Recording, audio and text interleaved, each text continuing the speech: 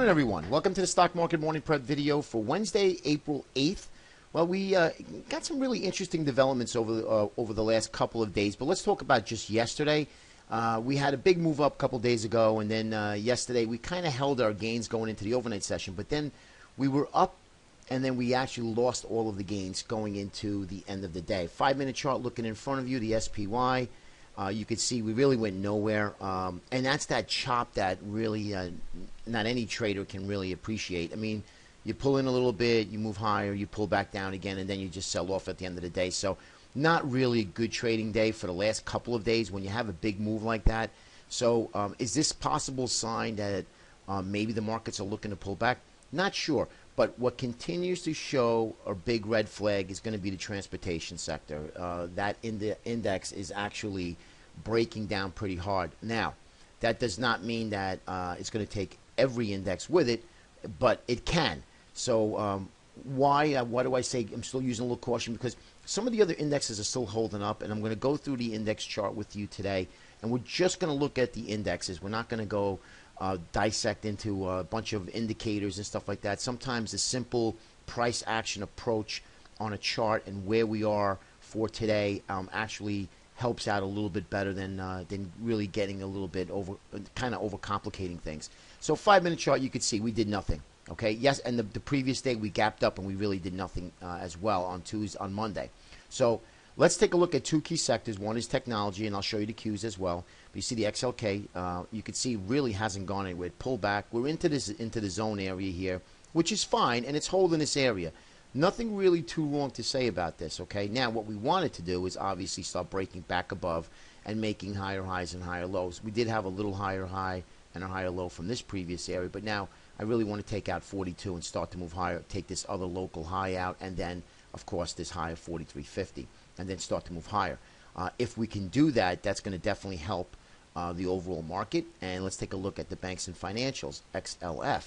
Same thing. We haven't gone anywhere really since early February. We had this downtrend channel. We alleviated the bearish symmetry of lower lows and lower highs, and then we started going into this sideways consolidation and really haven't gone anywhere. A lot of chop here in the XLF. So what I'd like to see again is this break above this 25 area, which that's the high on the weekly chart. If we could take that out, we'll have new order flow, new money coming into the market, at least into the banks and financials, which as well will help the overall U.S. equity markets. Okay, so really, we're not getting any leadership from the banks, and we're not getting any leadership from technology. So that's two real negatives here. Okay, let's take a look at the spiders. Well, what happened? Well, the spiders, we challenged the highs for Monday, and guess what? We sold off to turn negative on the day. That's always not a good sign when you lose all of your gains at the end of the day. That just means that selling continues to come into the market closer to the end of the day. Excuse me. But you could see that bull flag that we looked at, that we identified, and actually triggered, and then we came back up again on Monday after that non-farm payroll number that came out on Friday, which was kind of dismal.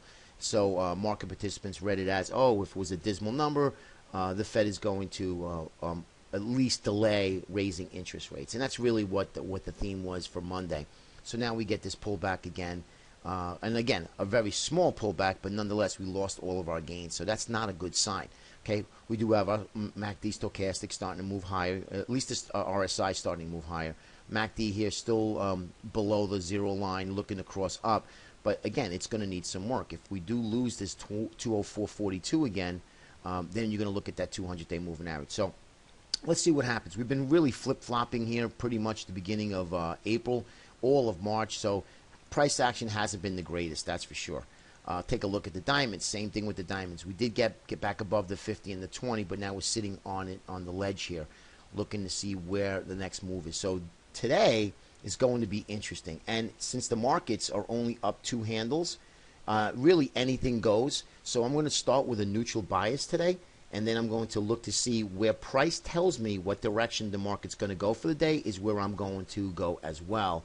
So, for instance, the market's going to break up to the upside. I'm going to start looking to buy pullbacks. Same thing if it goes to the downside and starts selling off, then I'm going to start looking to sell rallies into resistance. And that's how I'm going to approach the trading day for today, is with a neutral bias, because it really hasn't given me anything, at least in the overnight session. Okay. Now, here's the culprit. transportation sector, the IYT ETF. And you can see here, clearly broke and closed below the 200-day, 3 days in a row. This is a very bad sign. That does not mean that, sell everything right now. All it means is that when a lot of these fund managers realize that, transports are starting to break down. And honestly, if we could take that 150, 198 out, I think you're going to see a deeper selling, and I think you're going to see markets actually go into a correction mode. If we start taking this little area out and we start closing lower and making lower lows and lower highs. Now, remember, seasonality, the first 2 weeks of April are generally weak only because you have tax selling. People have to raise money for tax for their tax bill. What happens is after April 15th and into like April 20th and to the end of the month, you do get a strong finish. Usually April's up about 2.2% in the last 20 years of history.